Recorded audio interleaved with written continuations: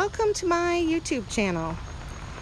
I am finally ready to upload this video and start my YouTube channel for acrylic pouring and later probably some other things.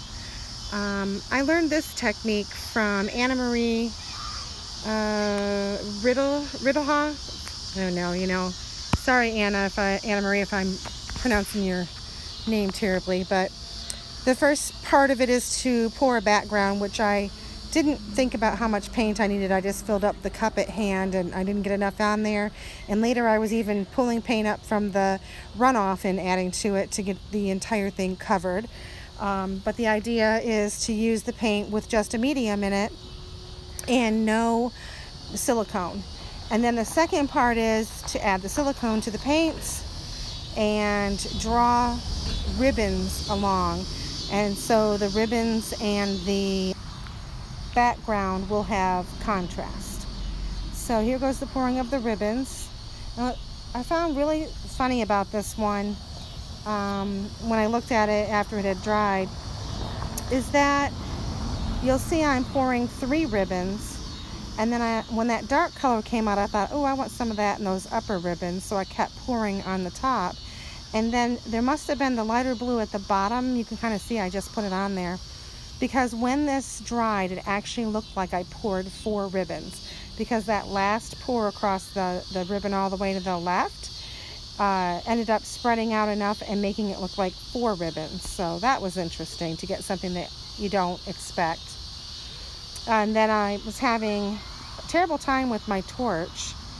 And it just kept shutting off on me, and so I just kept turning it back on and turning it back on, and at some point it kind of got a big light show going, and so I finally gave up on it.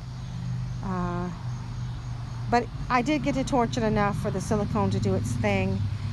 Even some of that white almost has some spikiness. It almost looks like it's splattered. I'm not sure what happened with that. It looks pretty cool though.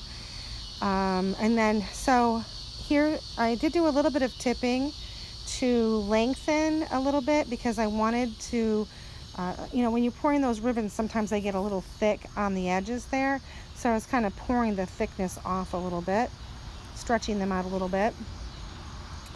I can't remember what's next. Oh, so I did this technique about 3 times, and at the end here I have some photographs of this painting plus 2 other ones that I did with some close-up shots as well. Oh, there's that light show.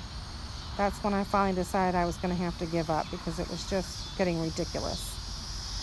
So if you like my channel, hit the thumbs up and